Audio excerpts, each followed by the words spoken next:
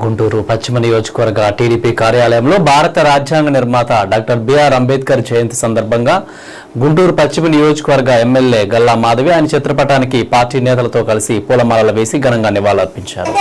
అనంతరం గుంటూరు పశ్చిమ నియోజకవర్గం లాడ్జీ సెంటర్లోని అంబేద్కర్ విగ్రహానికి వెలాంగిణి నగర్ మెయిన్ రోడ్లో గల డాక్టర్ బిఆర్ అంబేద్కర్ విగ్రహానికి వేసి ఘనంగా నివాళులర్పించారు.